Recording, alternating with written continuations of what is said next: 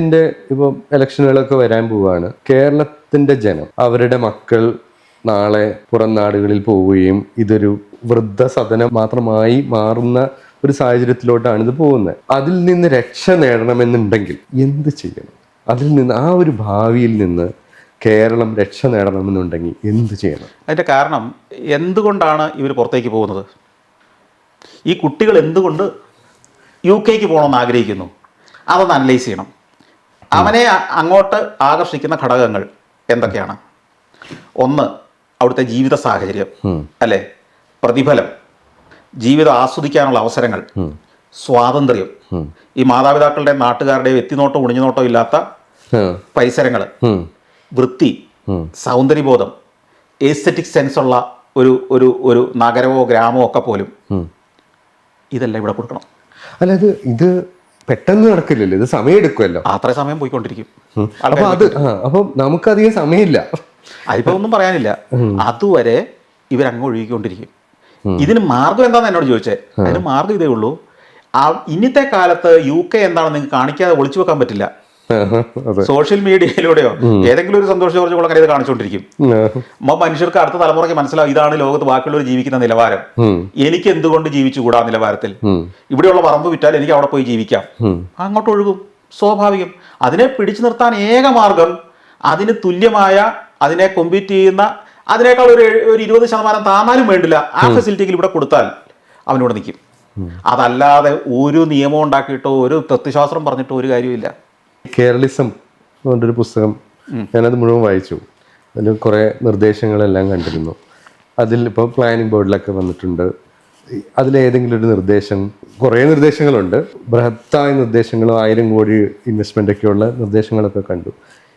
ഏതെങ്കിലും ഒരു വ്യവസായി അല്ലെങ്കിൽ ഗവൺമെൻറ്റിൽ ആരെങ്കിലും ഒക്കെ ഇതിനൊക്കെ തയ്യാറാവുമോ?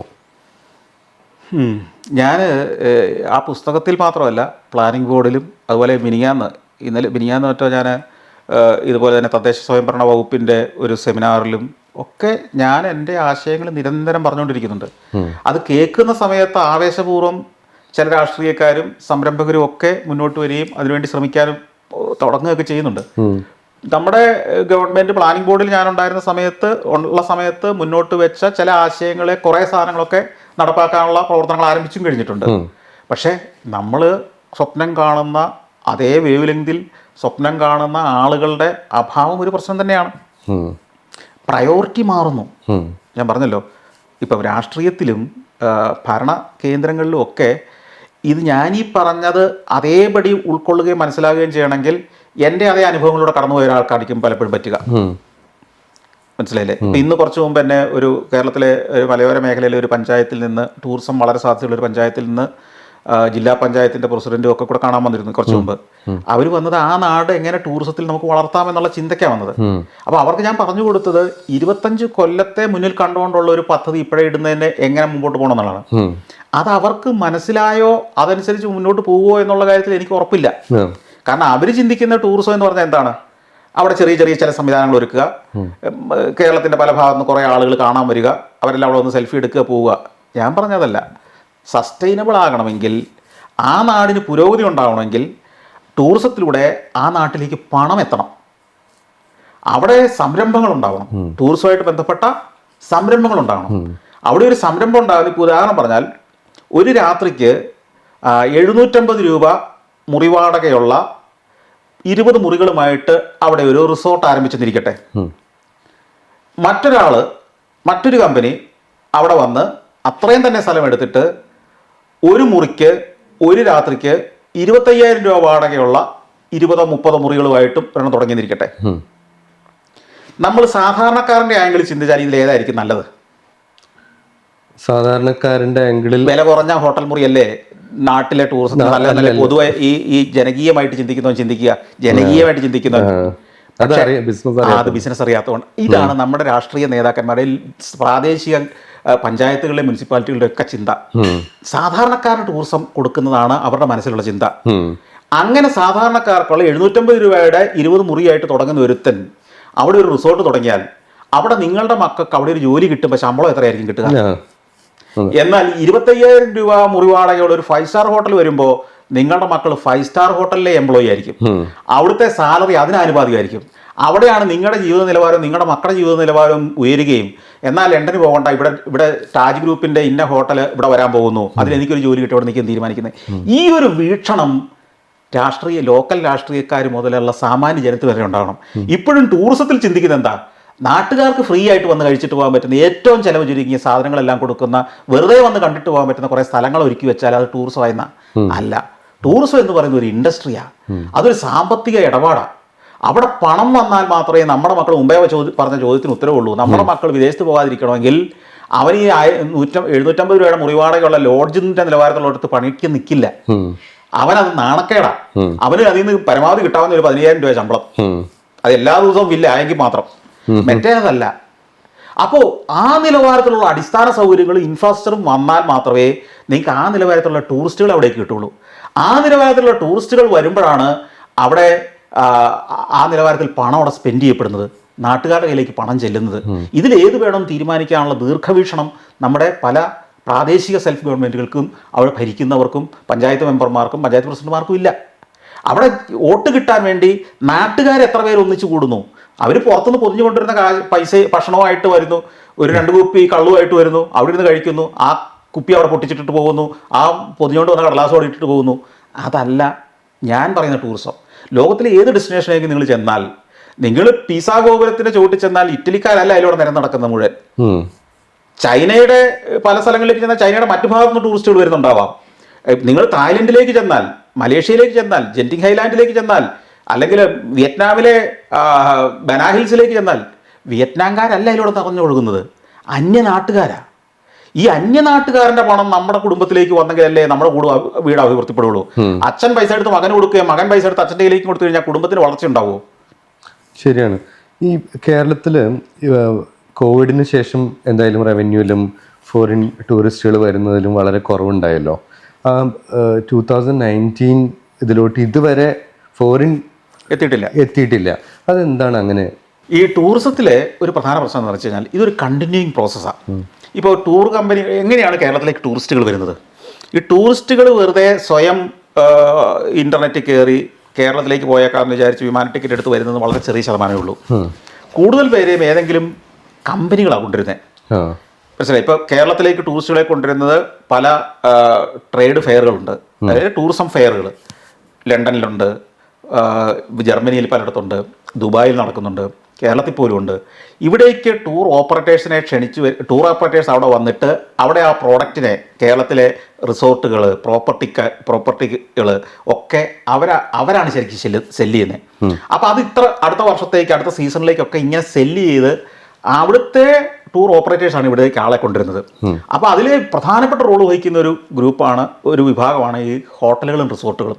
ഹോട്ടലുകളും റിസോർട്ടുകളും ഇല്ലെങ്കിൽ ആരും വരില്ല. നമ്മളൊരു വിദേശത്തേക്ക് പോകുമ്പോൾ ആദ്യം ബുക്ക് ചെയ്യുന്നത് എന്താ? ഫ്ലൈറ്റ്. അടുത്തതായിട്ട് വേണ്ടത് എന്താ? ഹോട്ടലാ. നമ്മുടെ ഇതുവരെ ഉള്ളൊരു ചിന്ത എന്തായിരുന്നു? കുറെ കാലം മുമ്പ് വരെ ഈ ഹോട്ടലുകളും റിസോർട്ടുകാരും സാമൂഹ്യദ്രോഹികളാണെന്നായിരുന്നു. ശരിയല്ലേ? റിസോർട്ട് മാഫിയ എന്നാണ് അവരെ വിളിച്ചോണ്ടിരുന്നത് തന്നെ. അല്ല, അത് പൊതുവെ കേരളത്തിലെ രാഷ്ട്രീയ സാഹചര്യം ഒരു പണമുള്ളവനെ പൊതുവെ പബ്ലിക്കിന്റെ മുന്നിൽ ചീത്ത പറയുകയും വൈകുന്നേരം അവന്റെ മടിയിൽ പോയിരിക്കുകയും ചെയ്യുന്നതാണ് നേതാക്കൾ. ഈ ഹോട്ടലുകളും റിസോർട്ടുകളുമാണ്. അതായത് ഒരു മനുഷ്യൻ മറ്റൊരു നാട്ടിലേക്ക് യാത്ര പോയാൽ അവന് ഏറ്റവും ഉറപ്പുവരുന്ന കാര്യമാണ് രാത്രി താമസിക്കാൻ, സുരക്ഷിതമായി താമസിക്കുന്ന അവൻ്റെ ഒരു ബേസ്. അതാണ് ഈ ഹോട്ടൽ റിസോർട്ടും. അത് ഏറ്റവും മികച്ചതല്ലെങ്കിൽ ഒരാളും വരില്ല. അപ്പൊ അവരാണ് പോയി മാർക്കറ്റ് ചെയ്തുകൊണ്ടിരുന്നത്. ഈ കോവിഡ് കാലത്ത് എന്താ സംഭവിച്ചതെന്ന് വെച്ച് കഴിഞ്ഞാൽ ഇതിനൊരു മൊത്തം അങ്ങ് ബ്രേക്കായി. ഈ ഇൻഡസ്ട്രി മൊത്തം സ്റ്റാൻഡ് സ്റ്റില്ലായി. അപ്പൊ നമ്മൾ കുറെ വർഷങ്ങൾ കൊണ്ട് കണ്ടിന്യൂസ് ആയിട്ട് ഇങ്ങനെ തുടർന്ന് അടുത്ത വർഷത്തേക്ക് ഇത്ര ബിസിനസ്, പിന്നത്തെ ആ ഒരു ബന്ധങ്ങളിലാണ് ഇങ്ങനെ പോയിക്കൊണ്ടിരുന്നത്. ഇതൊരു 2 കൊല്ലത്തേക്ക് പൂർണ്ണമായും ബ്ലോക്ക് ആയി കഴിഞ്ഞപ്പോൾ സംഭവിച്ചത് കേരളത്തിൽ വീണ്ടും ഇതെല്ലാം ഒന്നെന്ന് റീസ്റ്റാർട്ട് ചെയ്യേണ്ട ഒരു സ്ഥിതി വന്നു. അത് ചെയ്ത് ഇപ്പോൾ ഏതാണ്ട് അടുത്ത് വരുന്നുണ്ട്. ഇപ്പോൾ 2025 ആയപ്പോഴത്തേക്കും 19 ഏതാണ്ട് ഒരു 90% എത്തിക്കഴിഞ്ഞു. അടുത്ത 1-2 വർഷം കൊണ്ട് നമ്മൾ അതിനെ മറികടക്കും എന്നുള്ളതാണ് ഇപ്പോഴത്തെ ഒരു കണക്ക്. പക്ഷേ വേറെ കാര്യം ചിന്തിക്കണം, ലോകത്ത് മറ്റു പല സ്ഥലത്ത് ഇതിന്റെ പല മടങ്ങ് ഇപ്പോൾ വളർന്നു കഴിഞ്ഞു. അത് വേറൊരു കാര്യമാണ്. ഇന്ത്യയിൽ തന്നെ കോവിഡിന് ശേഷം ഭയങ്കരമായി വളർന്നു. പക്ഷെ അതനുസരിച്ചുള്ള വളർച്ച നമുക്ക് ഉണ്ടായിട്ടില്ല, അത് വാസ്തവമാണ്. പ്ലാനിംഗ് ബോർഡ് മെമ്പറാണ് ഇപ്പോൾ ഒരു 4-5 വർഷമായി.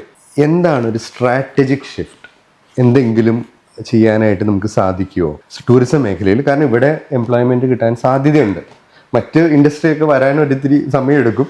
ഇവിടെ നമുക്ക് കുറച്ച് പേർക്ക് കൂടെ ജോലി കൊടുക്കാം. എന്ത് ചെയ്യാൻ പറ്റും? എന്ത് സഹായമാണ് പൊതുജനം അല്ലെങ്കിൽ ഉദ്യോഗസ്ഥർ സന്തോഷ് ജോർജ് കുളങ്ങരയ്ക്ക് തരേണ്ടത് ഇങ്ങനൊരു കാര്യം ഡെലിവർ ചെയ്യാനായിട്ട്?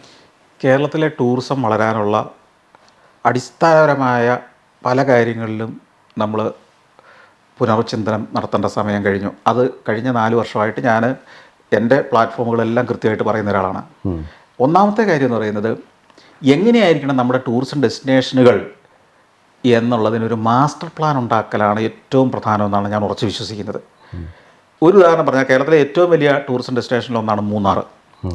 ഈ മൂന്നാറിന് ഒരു മാസ്റ്റർ പ്ലാൻ ഇല്ല. അതായത് മൂന്നാർ, നിങ്ങൾ ഇപ്പോൾ ലോകത്ത് ഹിൽ സ്റ്റേഷനുകൾ എങ്ങനെയാണ് ഏറ്റവും ഭംഗിയായി പ്രകൃതിക്ക് വലിയ ആഘാതമുണ്ടാക്കാതെ എന്നാൽ അതിൻ്റെ മാക്സിമം പൊട്ടൻഷ്യലെ യൂസ് ചെയ്യുന്ന രീതിയിൽ പ്രയോജനപ്പെടുത്തുന്നതിനുള്ള മാതൃകകളുണ്ട്. അതിലേറ്റവും നല്ല മാതൃകകളിലൊന്ന് വിയറ്റ്നാമിലെ ബനാ ഹിൽസ് എന്ന് പറയുന്ന ഒരു സ്റ്റേഷനാണ്. മറ്റൊന്ന് മലേഷ്യയിലെ ജെൻഡിങ് ഹൈലാൻഡാണ്. ഇങ്ങനെ പല സ്ഥലങ്ങളുണ്ട്. അങ്ങനെ മലമുകളിലേക്കുള്ള ഇത്തരം സ്ഥലങ്ങളിലെ എല്ലാ ഘട്ടവും വരുമാനമുണ്ടാക്കുന്ന ഒരു പ്രോസസ്സിലൂടെ വേണം കടന്നു പോകാൻ. അതായത് ടൂറിസം എന്ന് പറഞ്ഞാൽ വരുമാനം ഉണ്ടാക്കാനുള്ളതാണ്, തൊഴിൽ കൊടുക്കാൻ വേണ്ടിയുള്ളതാണ്. ഈ വരുമാനം ഉണ്ടായെങ്കിലേ തൊഴിൽ കൊടുക്കാൻ പറ്റുള്ളൂ. ഈ തൊഴിലിൽ കൃത്യമായ പ്രതിഫലം, നല്ല പ്രതിഫലം ഉണ്ടെങ്കിൽ അവിടെ ആളുകൾ നിൽക്കുള്ളൂ. അങ്ങനത്തെ പ്രതിഫലം ഉണ്ടായെങ്കിൽ മാത്രമേ ഈ പുറത്തേക്കുള്ള ഒഴുക്ക് നിർത്തി നമ്മുടെ ആളുകൾ ഇവിടെ പിടിച്ചു നിർത്താൻ പറ്റുള്ളൂ. ഗ്രാമീണർക്ക് വരെ ഇതിൻ്റെ പ്രതിഫലം, വരുമാനം, ടൂറിസത്തിൻ്റെ ഷെയർ കിട്ടുന്ന ഒരു സംവിധാനം രൂപപ്പെടണം. ഈ റെസ്പോൺസിബിൾ ടൂറിസം എന്ന് പറഞ്ഞൊരു സംവിധാനം വളരെ എഫക്റ്റീവായിട്ട് വളർന്നു വന്നിട്ടുണ്ട്. പക്ഷേ അതുകൊണ്ട് മാത്രമായില്ല.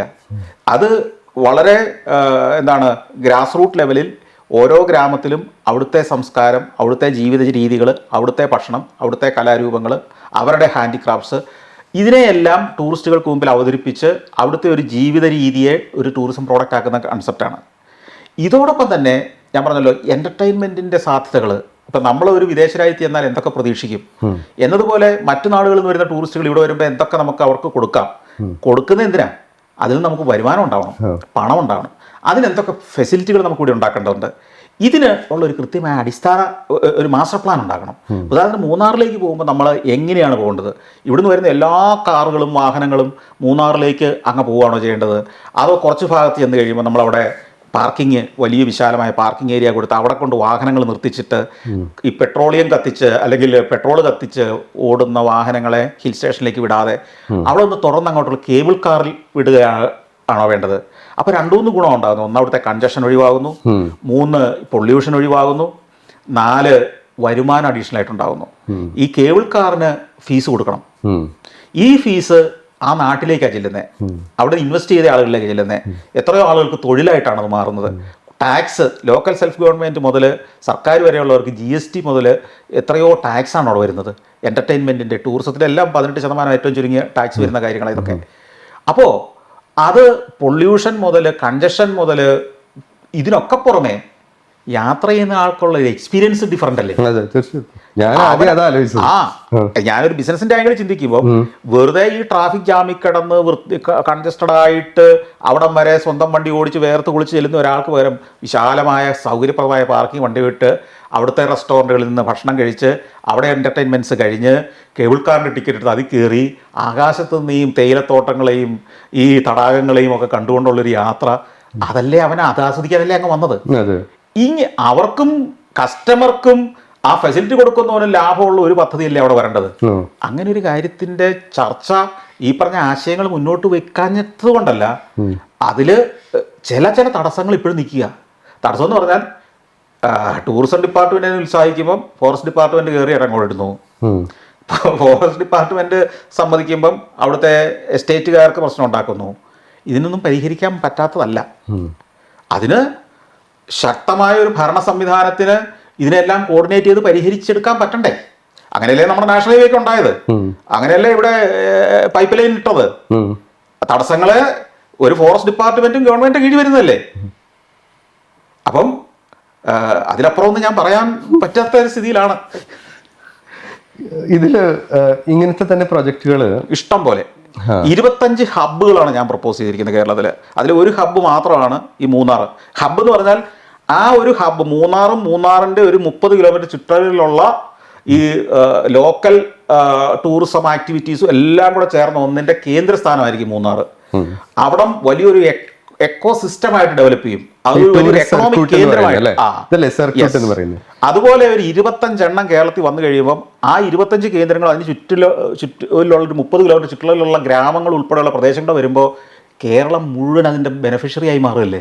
കേരളം എന്ന് പറയുന്ന ഒരു സ്ഥലത്തേക്ക് വന്നാൽ ലോകത്ത് ഏത് നാട്ടിലും കിട്ടുന്ന സൗകര്യങ്ങളും എക്സൈറ്റ്മെന്റും എല്ലാം നിങ്ങൾക്ക് അനുഭവിച്ചിട്ട് പോകാവുന്ന ഒരു സ്ഥലമായിട്ട് വന്നു കഴിഞ്ഞാൽ ഇന്ന് തായ്ലൻഡിലേക്ക് മനുഷ്യൻ ഒഴുകുന്നത് പോലെ, വിയറ്റ്നാമിലേക്ക് ഒഴുകുന്നത് പോലെ, സിംഗപ്പൂരിലേക്ക് ഒഴുകുന്ന പോലെ ഇങ്ങോട്ട് ആളുകൾ ഒഴുകുന്ന ഒരു കാലം വരും. വിദേശികൾ വന്നില്ലെങ്കിൽ വേണ്ടെന്നേ, നോർത്ത് ഇന്ത്യൻ ആളുകൾ ഒഴുകിയാൽ പോലും പോരെ. അതെ അതെ അതെ. ഇതിലൊക്കെ ഇപ്പോൾ കേരളത്തിന്റെ ഒരു വേറൊരു പ്രശ്നം, പണക്കാരായ ആളുകളും പണമില്ലാത്ത ഗവൺമെന്റും. അപ്പം ഈ ഇൻവെസ്റ്റ് ചെയ്യാനായിട്ട് ഗവൺമെന്റ് കയ്യിൽ പൈസ ഒന്നും കാണത്തില്ല. അതാണ് പ്രധാന പ്രശ്നം. അത് തന്നെയാണ് പ്രധാന പ്രശ്നം. പക്ഷെ അതിന് സൊല്യൂഷൻ ഉണ്ടെന്നേ. ഞാനൊരു കാര്യം ചോദിക്കട്ടെ, നിങ്ങൾ ആധുനികമായ ഏതെങ്കിലും സൗകര്യം അനുഭവിക്കുന്ന സർക്കാരിൻ്റെതാണോ ഇന്ന്?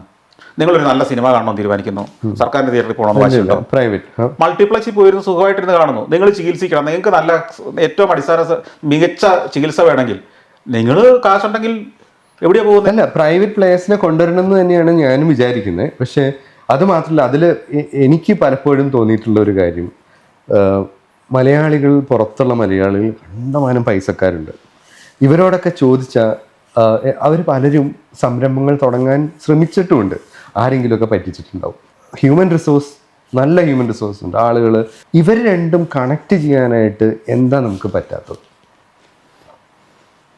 പറ്റാത്തതെന്ന് പറഞ്ഞാൽ അതിനുവേണ്ടിയുള്ളൊരു ശ്രമം കുറച്ചുകൂടെ ആത്മാർത്ഥമായിട്ടും ഇൻറ്റൻസീവായിട്ടും ഉണ്ടാവണം. അത്രേ ഉള്ളൂ. നടക്കാത്ത കാര്യമല്ല. കാരണം ഇപ്പോൾ ഉദാഹരണം പറഞ്ഞാൽ, ഞാൻ കഴിഞ്ഞ ദിവസം LSGDയുടെ ഒരു സെമിനാർ ഉണ്ടെന്ന് ഞാൻ പറഞ്ഞല്ലോ. അതിൽ ഞാൻ പറഞ്ഞൊരു കാര്യം ഇതാണ്, ഈ ഇൻവെസ്റ്റേഴ്സ് ഇന്ന് ഉദ്യോഗസ്ഥരുടെ പിന്നാലെ നടക്കുന്ന ഒരു സാഹചര്യമുള്ള കാര്യം. പല വിൻഡോസ് ഉണ്ടായിട്ടുണ്ടെന്നൊക്കെ പറഞ്ഞാൽ പോലും, എന്നാൽ കാര്യം നേരെ തിരിഞ്ഞെന്ന് വിചാരിച്ചേ, ഉദ്യോഗസ്ഥന്റെ ആവശ്യമാണ് മൂന്നാറിലെ പഞ്ചായത്തിൻ്റെയും പഞ്ചായത്ത് ഉദ്യോഗസ്ഥരുടെ ആവശ്യമാണ് ഈ വർഷം 5 റിസോർട്ടെങ്കിലും അവിടെ വന്നിരിക്കണം. അത് അവരുടെ ടാർഗറ്റാന്നിരിക്കട്ടെ. ഇതിന്റെ കേരളത്തിൽ തന്നെ സർക്കാർ സ്കൂളുകളിൽ ഇത് വളരെ ഭംഗിയായിട്ട് പരിശീലനമുണ്ട്. പിള്ളേർ വരേണ്ടത് അവരുടെ ആവശ്യമായപ്പോ അങ്ങനെ വന്നാൽ ഞാനൊരു കാര്യം ചോദിക്കട്ടെ, പിന്നെ ഇവനെ നടത്തുവോ അതോ ഇവന്റെ വീട്ടിൽ കൊണ്ടുപോയി സർട്ടിഫിക്കറ്റ് കൊടുക്കുവോ? ഓരോ പഞ്ചായത്തിന്റെയും ടാർഗറ്റ് ഈ വർഷം മൂന്നാർ പഞ്ചായത്തിൽ 10 പുതിയ റിസോർട്ട് വന്നിരിക്കണം, അല്ലെ 2 കേബിൾ കാർ സംവിധാനം വന്നിരിക്കണം. അങ്ങനെയാണ് അവരുടെ ടാർഗറ്റെങ്കിൽ അവർ ഇൻവെസ്റ്റർ മീറ്റ് നടത്തില്ലേ? അവർ കണ്ടുപിടിക്കാൻ ഇറങ്ങില്ലേ? മൂന്നാർ പഞ്ചായത്ത് പ്രസിഡന്റും സെക്രട്ടറിയും കൂടെ ഇറങ്ങില്ലേ? നമുക്ക് കേബിൾ കാർ ഇൻവെസ്റ്റ് ചെയ്യാൻ പറ്റും ആരാ ഉള്ളത്? അങ്ങനെ അവർ ഗൾഫിൽ അന്വേഷിക്കും, ഇന്റർനെറ്റിലൂടെ അന്വേഷിക്കും, പരിചയക്കാരെയൊക്കെ അന്വേഷിക്കും, അവര് മീറ്റ് വിളിച്ചു കൂട്ടും, ആളുകൾ വരും, എന്താണ് അവർക്ക് പറയാനുള്ളതെന്ന് കേൾക്കും. ശരി, അവരെ സമ്മതിക്കുകയാണെങ്കിൽ ഇവര് അങ്ങോട്ട് ചെന്ന് സൗകര്യങ്ങൾ കൊടുക്കില്ലേ? തീർച്ചയായിട്ടും. അത് വന്നാൽ കഥ മാറിയില്ലേ? ഇന്ന് ഞാൻ എത്രയോ വിദേശ രാജ്യങ്ങളിൽ പോയി മലയാളികളുടെ സമ്മേളനങ്ങളിൽ പോയി ഇതേ വിഷയം സംസാരിക്കുന്നതാണ്.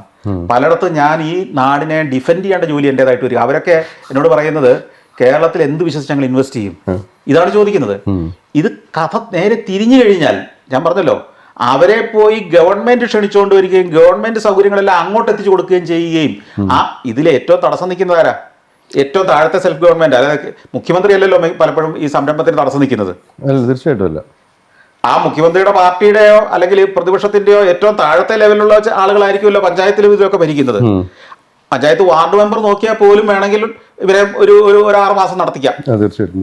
അപ്പോ അവരുടെ ആവശ്യമാണിതെങ്കിലോ ഒരു വർഷം 5 പ്രോജക്റ്റ് പഞ്ചായത്തിൽ വരുത്തേണ്ടത്, അല്ലെ പ്രോജക്റ്റ് വിട്, ഒരു വർഷം 200 പേർക്കെങ്കിലും പഞ്ചായത്തിൽ തൊഴിൽ കൊടുത്തിരിക്കണം, പുതിയതായിട്ട് തൊഴിൽ കൊടുത്തിരിക്കണം എന്നാണ് പഞ്ചായത്തിന്റെ ടാർഗറ്റ് എങ്കിൽ അതിനുള്ള സംരംഭങ്ങൾ കൊണ്ടുവന്നല്ലേ പറ്റൂ അവർക്ക്.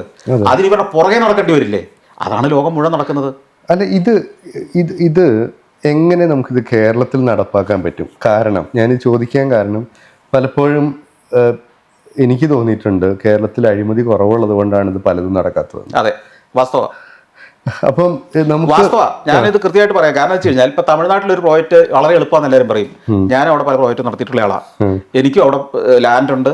ഞാൻ ആ ലേബർ ഇന്ത്യ എന്ന് പറയുന്ന പ്രസിദ്ധീകരണത്തിന്റെ തമിഴ് വേർഷൻ ഞാൻ പ്രസിദ്ധീകരിച്ചിരുന്നതാണ് അവിടെ. അവിടുത്തെ കാര്യം എങ്ങനെയാണെന്നറിയോ? നിങ്ങൾ കരുതുന്ന പോലെ അവിടെ എല്ലാം ഈസി ആയതുകൊണ്ടോ അവിടെ ഒരു അഴിമതി ഇല്ലാത്തത് കൊണ്ടോ ഉദ്യോഗസ്ഥന്മാർ നമ്മളൊന്നും ഇങ്ങോട്ട് സഹായിക്കുന്നതുകൊണ്ടോ ഒന്നുമല്ല. അവിടെ ഒരു സിസ്റ്റം ഉണ്ട്. ഇപ്പം ഞാൻ എൻ്റെ ഒരു പ്രോപ്പർട്ടിയിൽ ഒരു പുതിയൊരു പ്രോജക്റ്റ് തുടങ്ങാൻ ശ്രമിച്ചപ്പം അത് അഗ്രികൾച്ചർ ലാൻഡാണ്. ഞാൻ വാങ്ങുമ്പോൾ അത് കൺവേർട്ട് ചെയ്ത് തരും, ആപ്ലിക്കേഷൻ കൊടുത്താൽ മതി. പക്ഷേ ആ ആപ്ലിക്കേഷൻ കൊടുത്താൽ സെക്രട്ടേറിയറ്റ്, തമിഴ്നാടിൻ്റെ ചെന്നൈയിലെ സെക്രട്ടേറിയറ്റ് വരെ പോയി അപ്രൂവൽ ആയിട്ട് വരണം. അതിന് അവരെൻ്റെ അടുത്ത് വ്യവസ്ഥ വെച്ചത് ഇതാണ്: 25 ലക്ഷം രൂപ ഒരാളെ ഏൽപ്പിക്കുക. അയാൾ 3 മാസം കൊണ്ട് ഈ പെർമിറ്റ് എല്ലാം ആക്കിക്കൊണ്ടുവരും. അത് താഴെ മുതൽ മുകളിൽ വരെ എല്ലാവർക്കും കൃത്യമായ ഫീസ് ഉണ്ട്. അത് കൊടുത്ത് ഇത് വന്ന് സമയബന്ധിതമായിട്ട് ഈ ലൈസൻസ്, ഈ പറഞ്ഞ ഈ പ്രോസസ്സ് കംപ്ലീറ്റ് ആക്കി കയ്യിലേക്ക് തരും. ഇതിനവിടെ കൃത്യമായിട്ടുള്ള ഒരു സിസ്റ്റം ഉണ്ട്. അഴിമതിക്ക് ഒരു സിസ്റ്റം ഉണ്ട്. അല്ല, അപ്പോൾ അങ്ങനെയാണെങ്കിൽ അപ്പൊ ഞാനീ പറഞ്ഞത്, ഈ 100 കോടിയുടെ പ്രോജക്റ്റ് നടത്താൻ പോകുന്നവന് 25 ലക്ഷം രൂപ ഒരു അഴിമതിയല്ല. അവനത് പ്രശ്നമല്ല. മനസ്സിലായില്ലേ? അത് ഗവൺമെന്റിനും അറിയാം, ഇൻവെസ്റ്റ് ചെയ്യുന്നവനും അറിയാം.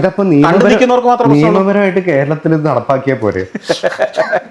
നിയമപരമായി അല്ലാതെ നടക്കുന്നുണ്ടല്ലോ. പിന്നെ അല്ല, അപ്പൊ ഇത്ര ഫാസ്റ്റായിട്ട് നടക്കും. ഞാൻ പറഞ്ഞത് തമിഴ്നാട്ടിൽ നിന്നല്ല, മിക്ക സ്റ്റേറ്റുകളിലും ഇങ്ങനെയാണ് കാര്യം നടക്കുന്നത്. ഉദ്യോഗസ്ഥന് കൊടുക്കേണ്ട അഴിമതി, കൈക്കൂലി നിയമപരമായിട്ട് മേടിച്ചു കൊടുക്കുക, അപ്പൊ പ്രശ്നം കഴിഞ്ഞില്ലേ? അല്ല, ഇത് ഈ കട്ട് നിന്ന് ശീലിച്ച കട്ട് തിന്നാലൊരു സുഖമുള്ളൂ. നേരെ മുമ്പ് വിളമ്പി കഴിയുമ്പോൾ അവനത് കഴിക്കില്ല. വേണ്ടെന്ന് പറയും. ഇരുട്ടിന്റെ മറവിൽ ചെന്ന് അത് തിന്നുന്നതിൻ്റെ ഒരു സുഖമുണ്ടല്ലോ. അല്ല, ഇത് മാറ്റുക എന്നുള്ളത് എല്ലാ മലയാളിയുടെയും ആവശ്യം. അല്ല, അതിന്റെ പ്രശ്നം എന്ന് വെച്ച് കഴിഞ്ഞാൽ നമുക്ക് ഈ പ്രബുദ്ധത കൂടുതലും സാമൂഹ്യബോധം കൂടുതലായതുകൊണ്ട് നമ്മൾ ഇതിനെ സമ്മതിക്കില്ല. ഈ അഴിമതിയെ സിസ്റ്റമാറ്റിക് ആക്കാൻ നമ്മൾക്ക് പറ്റില്ലല്ലോ. അല്ല, അഴിമതി പെർഫോമൻസ് ബോണസ് അതാണ് ചെയ്യേണ്ടത്. ശരിക്കും പറഞ്ഞാൽ ഇൻസെന്റീവായിട്ടോ ഇൻസെന്റീവായിട്ട് ഗവൺമെന്റ് ജോലിക്കാർക്ക് ഇതൊക്കെ കൊടുത്താൽ രാഷ്ട്രീയക്കാർക്കും വേണം അത്. ഇപ്പൊ ഞാൻ മുമ്പേ പറഞ്ഞ പോലെ 1000 കോടി രൂപ ഇലക്ഷന് വേണ്ടി ചെലവഴിക്കുന്ന ഒരു പാർട്ടിക്ക് കള്ളത്തരത്തിലൂടെ അല്ലാതെ എങ്ങനെ പൈസ ഉണ്ടാക്കാൻ പറ്റും? അല്ലെങ്കിൽ ജനങ്ങളെല്ലാം പിരിവെടുത്ത് ഇത്രയും കൊടുത്തിട്ടുണ്ട്, 1500 കോടി രൂപ അല്ലെങ്കിൽ 2000 കോടി രൂപ ഒരു വർഷം കൊടുത്തിട്ടുണ്ടാവണം. അത് കൊടുക്കുന്നില്ലെങ്കിൽ പിന്നെ പാർട്ടി ഫംഗ്ഷൻ ചെയ്യട്ടെ. എത്രയോ ഓഫീസുകളുണ്ട്, അവിടെയൊക്കെ സ്ഥിരമായി വന്നിരിക്കുന്നവന്റെ വീട്ടിൽ അരി മേടിക്കുന്നത് എങ്ങനെയാണെന്ന് ചിന്തിച്ചു നോക്കിയേ. അല്ല, അപ്പം അത് നേരത്തെ BJP ഇലക്ട്രൽ ബോണ്ട്സ് കൊണ്ടുവന്നിരുന്നല്ലോ, അതിലൊക്കെ ട്രാൻസ്പെറൻസി കുറച്ചും കൂടെ കൂടുതൽ വന്നാൽ അതൊക്കെ ശരിയാവുമായിരുന്നു. അല്ല, ഇതിൻ്റെ ഒക്കെ ഇതൊക്കെ യാഥാർത്ഥ്യമാണെന്ന് നമ്മളും കൂടെ അംഗീകരിക്കണം, പൊതുജനവും അംഗീകരിക്കണം. ഈ രാഷ്ട്രീയം എന്ന് പറഞ്ഞ് ജീവിക്കേണ്ടവൻ്റെയും വീട്ടിൽ അരി മേടിക്കേണ്ടതാണെന്നും അവനും കറണ്ട് ചാർജ് അടയ്ക്കേണ്ടതാണെന്നും വണ്ടിക്ക് പെട്രോൾ അടിക്കേണ്ടതാണെന്നും അതിന് അവന് പൈസ വേണ്ടതാണെന്നും അതിന് ഞാൻ പൈസ കൊടുക്കുന്നില്ല, അവൻ എവിടെന്നെങ്കിലും പൈസ ഉണ്ടാക്കുന്നുണ്ടാവുന്നുള്ള ചിന്തിക്കാനുള്ള ഒരു ബോധം നമ്മളൊക്കെ കാണിച്ചാൽ മതി. അപ്പൊ അല്ല, അവൻ ചിന്തിക്കുന്നത് എന്താണെന്നറിയോ? അവൻ ചിലപ്പോൾ ഒരു പാല് വിൽക്കുന്ന ആളായിരിക്കും, ആളതിൽ വെള്ളം ചേർക്കുന്നുണ്ടാവും, പക്ഷെ ഇവര് കൈക്കൂലി വാങ്ങിക്കരുത്. അല്ല, എല്ലാ മനുഷ്യരും അവനവൻ്റെ കാര്യങ്ങളിൽ ഷോർട്ട് കട്ടുകൾ ഉണ്ടോ എന്നും അന്വേഷിക്കുന്നവർ തന്നെയാണ്, അല്ലേ? ഇപ്പോൾ നമുക്കറിയാം, ഒരു തിയേറ്ററിൽ ടിക്കറ്റ് എടുക്കാൻ ക്യൂ നിൽക്കുന്നിടത്ത് പോലും എങ്ങനെ ക്യൂ നിൽക്കാതെ മുമ്പിലിരിക്കുന്നതിൻ്റെ പൈസ കൊടുത്ത് ടിക്കറ്റ് മേടിക്കാമെന്ന് ചിന്തിക്കുന്നവനാണ് നമ്മൾ. എന്നിട്ട് നമ്മൾ വേറൊരാളെ കുറ്റം പറയും, അവൻ സ്ട്രൈറ്റ് അല്ല, അവൻ സത്യസന്ധനല്ല എന്ന് പറഞ്ഞ്.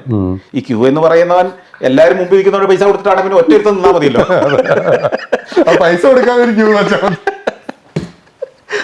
അപ്പോൾ ഈ അഴിമതി അല്ലെങ്കിൽ ഇത്തരം കാര്യങ്ങൾ നമ്മൾ ചെയ്യുന്നതൊന്നും അല്ല, മറ്റവർ ചെയ്യുന്നത് മാത്രമാണെന്ന് എല്ലാ മലയാളിയും ചിന്തിക്കുന്നു.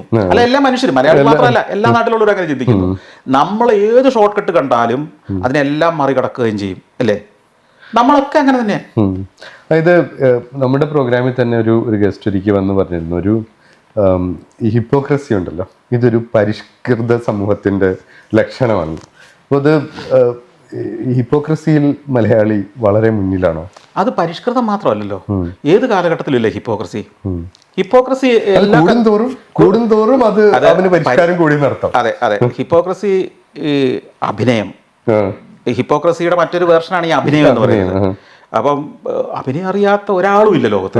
അതുകൊണ്ടാണ് കഴിവ് അതിന്റെ ഈ യാഥാർത്ഥ്യബോധത്തോടെ അല്ലെങ്കിൽ കൃത്യതയോടെ അത് പെർഫോം ചെയ്യുന്ന വലിയ അഭിനേതാക്കൾ ധാരാളമുണ്ട്. നമ്മൾ പലപ്പോഴും ചിലരെ പിടികൂടുന്നത് അവരുടെ അഭിനയം ശരിയാകാതെ വരുമ്പോഴാണ്, അല്ലേ?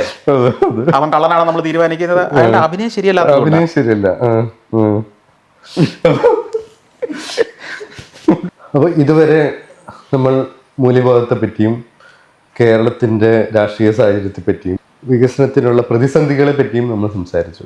എന്തായാലും ഒരു ടൂറിന് പോകുന്ന അല്ലെങ്കിൽ ഒരു യാത്ര പോകുന്നതിന് മുമ്പ് എഴുതി വെച്ച് പോകുന്ന ഒരാളാണല്ലോ. അവസാനത്തെ ഏറ്റവും ശരിയല്ലാത്ത ചോദ്യം ചോദിക്കട്ടെ. ഇനിയിപ്പം വേറൊരു ഇൻ്റർവ്യൂ ചെയ്യാൻ സാഹചര്യമില്ല എന്ന് വിചാരിക്കുക. അവസാനമായി മലയാളിയോട് പറയാനുള്ള വാക്കെന്താണ്? എനിക്ക് അങ്ങനെ ഒരു പ്രത്യേകിച്ച് ഒരു കാര്യം പറയാനില്ല. പറയാനാണ് കുറേയേറെ കാര്യങ്ങൾ പറയാനുണ്ട്. കാരണം വെച്ച് കഴിഞ്ഞാൽ ഒരു കാര്യം പറഞ്ഞതുകൊണ്ടോ ഒരൊറ്റ നിർദ്ദേശം കൊണ്ടോ മലയാളിയുടെ ജീവിതം നന്നാവാൻ പോകുന്നില്ല. കാരണം നമുക്ക് വളരെ വലിയ പരിഷ്കാരത്തിനും മാറ്റത്തിൻ്റെ സമയമായിരിക്കുന്നു. കാരണം നമ്മളാണ് ഏറ്റവും അവസാനം മാറ്റത്തിന് വിധേയമാകുന്ന സമൂഹം എന്നുള്ള സ്ഥിതിയിലേക്ക് എത്തിക്കഴിഞ്ഞു. പലപ്പോഴും നമുക്ക് മുമ്പേ പല സമൂഹങ്ങളും തിരിച്ചറിഞ്ഞ് മാറി തുടങ്ങി. നമ്മളുടെ ചിന്തകൾ, നമ്മളുടെ കാലഹരണപ്പെട്ട പല ആശയങ്ങളും ഒക്കെ മാറ്റി പുതിയ കാലഘട്ടത്തിലെ പുതിയ തലമുറയുടെ വീക്ഷണങ്ങളെ തിരിച്ചറിഞ്ഞുകൊണ്ട് മലയാളി മാറിയില്ലെങ്കിൽ കേരളം ഒരു സംശയം വേണ്ടി 20 വർഷം കഴിയുമ്പോൾ പൂർണ്ണമായൊരു വൃത്തസാധനമായിട്ട് മാറും. കാരണം ഞാൻ ജീവിക്കുന്ന മരങ്ങാട്ടുള്ളി എന്ന് പറയുന്ന ഈ ഗ്രാമത്തിൽ ഏതെങ്കിലും ഒരു കുട്ടി ഒരു +2 കഴിഞ്ഞാൽ അവനോട് അവൻ്റെ ആഗ്രഹം എന്തെന്ന് ചോദിച്ചാൽ ഈ നാട് വിടുക എന്നുള്ളതാണ്. ഈ ഓരോ വർഷവും 12ാം ക്ലാസ് കഴിഞ്ഞോ അല്ലെങ്കിൽ ഡിഗ്രി കഴിഞ്ഞോ പുറത്തിറങ്ങുന്ന ഏതൊരാളും ഏത് കുടുംബത്തിൽ നിന്ന് ഈ പ്രദേശത്ത്, കാരണം ഈ പ്രദേശത്തിൻ്റെ പ്രത്യേകത പറയാൻ കാര്യം വീട്ടിൽ അത്യാവശ്യം ചുറ്റുപാടുണ്ട്, 3-4 ഏക്കർ സ്ഥലമുണ്ട്. അത് പ്ലഡ്ജ് ചെയ്താലും ഒരു 10-25 ലക്ഷം രൂപ ഉണ്ടാക്കാൻ ഒരു ബുദ്ധിമുട്ടുമില്ല. പേരൻസിനും ആ പൈസ ഉണ്ടാക്കാൻ ബുദ്ധിമുട്ടില്ലാത്തത് കൊണ്ട് അങ്ങനെ ചുറ്റുപാടുള്ളിടത്തു നിന്നെല്ലാം ഒരു 25 ലക്ഷം രൂപ കണ്ടെത്താൻ കഴിയുന്ന ഏത് കുടുംബത്തിൽ നിന്നും ആ മാതാപിതാക്കളും മക്കളും വിശ്വസിക്കുന്നത് അവനൊന്നെങ്കിൽ ലണ്ടനിലേക്ക് പോട്ടെ, UK പോട്ടെ, അല്ലെങ്കിൽ ജർമ്മനിയിലേക്ക് പോകട്ടെ, അല്ലെങ്കിൽ കാനഡയിലേക്ക് പോകട്ടെ, അല്ലെങ്കിൽ ഓസ്ട്രേലിയയിലേക്ക് പോട്ടെ, ന്യൂസിലൻഡിലേക്ക് പോട്ടെ എന്നാണ് അവർ ചിന്തിക്കുന്നത്. ഇത് മലയാളിയുടെ പൊതുബോധവും ആഗ്രഹവുമായി മാറിക്കഴിഞ്ഞു. ആ ആഗ്രഹത്തിൽ നിന്ന് ആ മലയാളി സമൂഹത്തെ തിരിച്ചു പിടിക്കണമെങ്കിൽ അത് നല്ലതാണെന്ന് വിശ്വസിക്കുന്ന മണ്ടന്മാർ ഇപ്പോഴും ഉണ്ട്. ഇവരെല്ലാം പോയി രക്ഷപ്പെടുകയല്ലേ എന്നുള്ളത്. കേരളം എന്ന് പറയുന്ന, മലയാളം എന്ന് പറയുന്ന ഒരു നാടപ്പോൾ എന്തായി മാറും എന്നുള്ള 25 കൊല്ലം കഴിഞ്ഞുള്ള ഈ നാട് എങ്ങനെ ഇരിക്കുന്നു കാണാനുള്ള കാഴ്ചയില്ലാത്തത് കൊണ്ടാണത്. ഞാനിപ്പോൾ കണ്ടു തുടങ്ങിയിട്ടുണ്ട് കാട് പിടിച്ചു പോയ വീടുകൾ, ആൾപ്പാർപ്പും ഇല്ലാതെ കുറുനരി പാർക്കുന്ന വീടുകൾ ഈ നാട്ടിലുണ്ട്. കോട്ടയം ജില്ലയിലും ഇടുക്കി ജില്ലയിലും പത്തനംതിട്ട ജില്ലയിലും നിങ്ങൾക്ക് ഇപ്പം തന്നെ കാണാം. മറ്റു ജില്ലകളിലെ ഞാൻ അധികം അന്വേഷിച്ച് പോയിട്ടില്ലാത്തതുകൊണ്ട് എത്രയോ വീടുകൾ ആൾപ്പാർപ്പില്ലാതെ അടഞ്ഞു പോയിരിക്കുന്നു. ഒരു 50% വീടുകൾ കേരളത്തിലെ ആൾപ്പാർപ്പില്ലാതെ അടഞ്ഞു കഴിയുമ്പോൾ ഉണ്ടാകാവുന്ന മാറ്റം എന്താണെന്നറിയോ? അവിടെ ജീവിക്കുന്നവർക്ക് ജീവിതം ദുസ്സഹമാകും. കാരണം ഉദാഹരണം പറഞ്ഞാൽ ഇവിടെ റിലയൻസിൻ്റെ, അത് നല്ലതോ ചീത്തയെന്നുള്ളതല്ല, റിലയൻസിൻ്റെ ഒരു സൂപ്പർ മാർക്കറ്റ് ഉണ്ടായിരുന്നു ഇവിടെ. 2 ആഴ്ച മുമ്പ് അത് പൂട്ടി. പല ചായക്കടകളും പൂട്ടി, പല സ്ഥാപനങ്ങളും പൂട്ടി. എന്തുകൊണ്ടാണ്? ആളില്ല, വാങ്ങാൻ ആളില്ല. 50% ജനങ്ങൾ കുറഞ്ഞാൽ ഒരു പഞ്ചായത്തിലെ, ഒരു ഗ്രാമത്തിലെ എക്കണോമി ആകെ തകരും. ജർമ്മനിയിൽ പോയി താമസിക്കുന്നവൻ പൈസ ഇങ്ങോട്ട് അയക്കില്ല. അവൻ അവിടെ ലോൺ അടയ്ക്കാനുണ്ട്, വണ്ടി മേടിച്ചതിൻ്റെ പൈസ കൊടുക്കാനുണ്ട്, അവൻ അവിടെ വീട് മേടിച്ചിട്ടുണ്ട്, അതിൻ്റെ ലോൺ അടയ്ക്കണം, തൻ്റെ മക്കളെ അവിടെ സ്കൂളിൽ ചേർത്തിരിക്കുന്നു, ആ മക്കൾ ഇങ്ങോട്ട് തിരിച്ചു വരില്ല. അവൻ അവിടെ ഇൻവെസ്റ്റ് ചെയ്യുമോ ഇവിടെ ഇൻവെസ്റ്റ് ചെയ്യുമോ? അവൻ ഇങ്ങോട്ട് പൈസ അടയ്ക്കുമോ? ഇല്ല. അല്ല, അവന് തിരിച്ചു വരാനും കഴിയില്ല. അവൻ്റെ മക്കൾ തിരിച്ചു വരാൻ ആഗ്രഹിക്കുന്നില്ല ഇങ്ങോട്ട്. അവിടെ ജനിച്ചു വളർന്ന് ഒരാളും തിരിച്ചിങ്ങോട്ട് വരില്ല. തിരിച്ചു വരാം, അവിടെ നമ്മൾ അപ്രതീക്ഷിതമായ വലിയ ദുരന്തങ്ങൾ എന്തെങ്കിലും ഉണ്ടാവുകയും ഇവിടെ നമ്മൾ പ്രതീക്ഷിക്കാത്ത മട്ടിൽ വളരുകയും ചെയ്തു കഴിഞ്ഞാൽ തിരിച്ചൊഴുക ഉണ്ടാവില്ലെന്നല്ല ഞാനീ പറയുന്നത്, വരും. ആ തിരിച്ചൊഴുക്ക് പോലും നമുക്ക് സാധ്യമാണ്.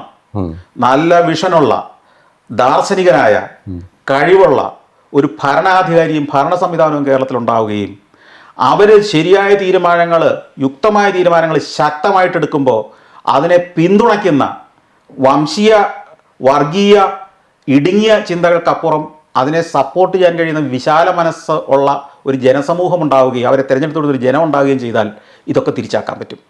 അപ്പോൾ ഇത്രയും കാര്യങ്ങളുള്ളതുകൊണ്ടാണ് പറഞ്ഞത്. ഒറ്റ സെന്റൻസ് എനിക്ക് ഇത് പറയാൻ പറ്റില്ല പറഞ്ഞത്. ഇത് മതി. ഇത് കേരളം ജനം മനസ്സിലാക്കട്ടെ. ഞാൻ ഒരു കാര്യം കൂടെ പറയാം. കേരളത്തിലെ രാഷ്ട്രീയക്കാര് ഇങ്ങനെ ബിഹേവ് ചെയ്യുന്നുണ്ടെങ്കിൽ അതിൻ്റെ കാരണം ജനങ്ങൾ തന്നെയാണ്. കാരണം ഈ ജനത്തിന് എന്താ വേണ്ടതെന്ന് ഇവർക്ക് നല്ല ധാരണയുണ്ട്. ഈ ജനത്തെ കൺവിൻസ് ചെയ്യാൻ എങ്ങനെയാണ് ചെയ്യേണ്ടതെന്ന് പലപ്പോഴും ആത്മാർത്ഥമായും സത്യസന്ധമായിട്ടും ചെയ്യുന്ന പല തീരുമാനങ്ങളെയും ജനങ്ങൾ തന്നെ അട്ടിമറിക്കുകയോ അത് മനസ്സിലാക്കാതെ പരാജയപ്പെടുത്തുകയോ ചെയ്ത ചരിത്രം കേരളത്തിലുണ്ട്. അതുകൊണ്ട് തന്നെ രാഷ്ട്രീയക്കാർക്ക് ബുദ്ധിയുണ്ട്. അവര് വിചാരിക്കും എന്തിനാ നമ്മൾ വെറുതെ ഇവന്റെ ചീത്ത കേൾക്കുന്നത്, ഇവനെ സുഖിപ്പിച്ച് ഇവരെ വർഗീയമായിട്ടും വംശീയമായിട്ടും ഒന്ന് വേർതിരിച്ച് വിട്ട് ഒന്ന് തന്ത്രപരമായിട്ട് കളിച്ചാൽ ഈ വോട്ടൊക്കെ കിട്ടുകയും നമുക്ക് അധികാരത്തിൽ വരാൻ പറ്റുകയും ചെയ്യുമെങ്കിൽ വലിയ ആത്മാർത്ഥത കാണിച്ച് ഇവൻ്റെ തെറി കേൾക്കേണ്ട വല്ല കാര്യമുണ്ടോ എന്ന് ചിന്തിച്ചു പോകുന്നു. അപ്പം പൊതുജനത്തിനാണ് ബോധം ഉണ്ടാകേണ്ടത്. യഥാർത്ഥ നേതാവിനെ തിരിച്ചറിയുക, സത്യസന്ധമായി പറയുന്ന ആശയങ്ങളെ, ഭാവിക്ക് വേണ്ട ചിന്തകളെ അപ്രീഷിയേറ്റ് ചെയ്യുക, അതിനെ പിന്തുണയ്ക്കുക. എല്ലാത്തിനെയും വിമർശിക്കേണ്ടതാണെന്നും എല്ലാത്തിനെയും പരിഹസിക്കേണ്ടതാണെന്നും എല്ലാവരെയും ചീത്ത വിളിക്കേണ്ടതാണെന്നും സോഷ്യൽ മീഡിയയിലുള്ള ഏത് പുതിയ ആശയത്തെ എതിർക്കേണ്ടതാണെന്നുള്ള ചിന്ത മാറ്റിവെച്ചിട്ട് നല്ല കാര്യങ്ങളെ പിന്തുണയ്ക്കുന്ന ഒരു മനസ്സോടെ സമൂഹത്തിനുണ്ടാകുമ്പോൾ കേരളം മാറുമെന്നാണ് എൻ്റെ വിശ്വാസം. അപ്പോൾ നല്ല നേതാക്കന്മാരും ഉണ്ടാകേണ്ടി വരും. ആ നേതാക്കന്മാർക്ക് ചിന്തകളും നല്ലതുണ്ടാവേണ്ടി വരും, വിഷൻ ഉണ്ടാവേണ്ടി വരും. അങ്ങനെ കേരളം മാറും. വളരെ നന്ദി. പ്രതീക്ഷിച്ച് വന്ന ചോദ്യങ്ങളൊന്നും ചോദിച്ചിട്ടില്ല, പക്ഷെ അതിനേക്കാളും നല്ല ഉത്തരങ്ങൾ തന്നത് വളരെയധികം സന്തോഷം. Thank you. എന്തെങ്കിലും പറയാനുണ്ടോ? ചോദ്യം ശരിയല്ല പ്രേക്ഷകരോട് എന്തെങ്കിലും പറയാനുണ്ടോ? ഞങ്ങളുടെ മലയാളിയോടല്ല, ഞങ്ങളുടെ സബ്സ്ക്രൈബേഴ്സ്. അല്ലേ, ചോദ്യം ശരിയല്ല എന്ന് നിങ്ങൾ ആദ്യം പറഞ്ഞെങ്കിലും ചോദ്യങ്ങളെല്ലാം ശരി തന്നെയായിരുന്നു എൻ്റെ അടുത്ത് ചോദിച്ചതൊക്കെ. അപ്പോൾ അതുകൊണ്ട് വ്യത്യസ്തമായിട്ട് ചിന്തിക്കുന്ന ഒരു മലയാളി സമൂഹത്തെ സൃഷ്ടിക്കണം നമുക്ക്. അതിനുവേണ്ടിയുള്ള നിങ്ങളുടെ പ്രവർത്തനങ്ങൾ തുടരുക. Thank you.